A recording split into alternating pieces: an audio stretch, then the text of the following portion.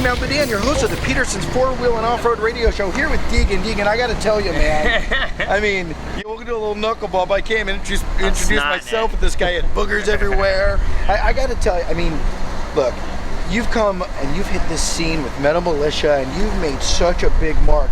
You've taken some of the people in this race series who's been doing this for so long, and let's just face it, you've showed them what's up. I mean, what's your thought behind that? You got to be stoked about the team you've attached yourself to and your history. I mean, where are we going with this? I think it has a lot to do with I grew up racing ever since I was 8 years old. You know, I raced motocross, and it's something I've always just had a passion to race. And you know, won a lot of races, and went in a supercross, and walked away from the sport to start freestyle motocross.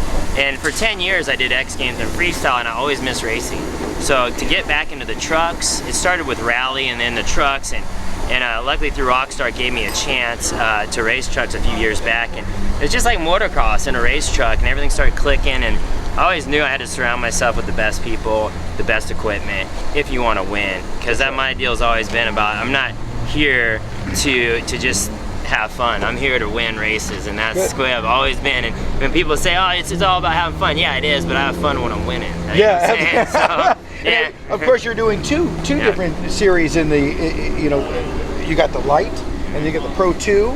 I mean, that's a little bit different than what most people do. I mean, why two versus just focusing on one category? I mean, where did that come in? I think you know, me racing two classes has a lot to do with.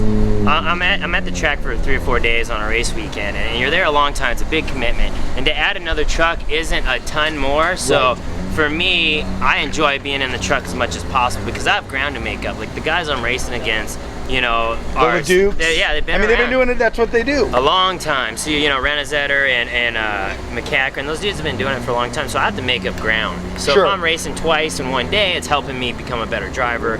And it's always good to be on the podium in one class. And I know the Pro Light's been my class the last few years, so I always know it's a good shot at getting on the podium in this thing. Right. But anymore, after the first few races, I'm like, I have to be on the podium every time in that Pro 2. Well, we saw you in the Pro 2 out there practicing, and I got to tell you something. I don't understand why people won't come out here to practice because you're killing it out there.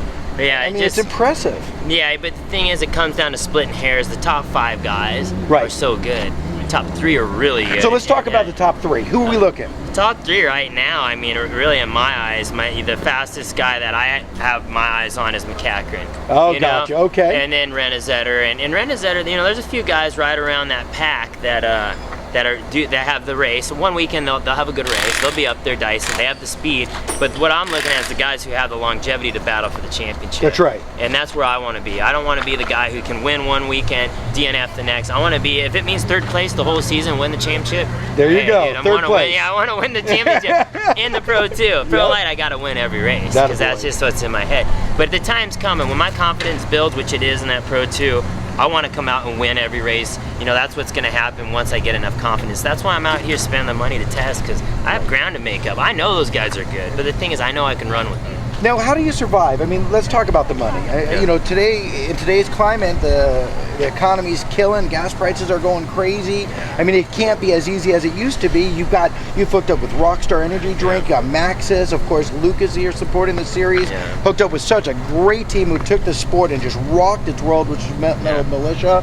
How did you get so lucky? Is it experience? Is it people you know? I've used a lot of relationships over the years, but dirt bikes is relatively, you know, a cheaper sport, obviously, to run. And so in dirt bikes, the amount of money that I was getting from my sponsors was plenty. I was putting money in the bank, and you know, everything was good.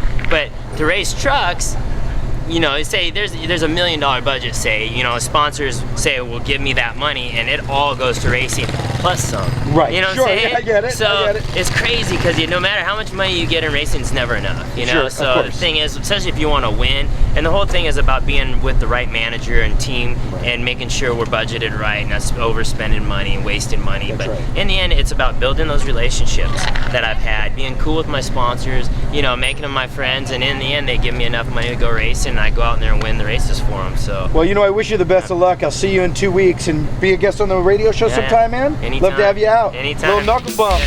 All right, brother. Good luck.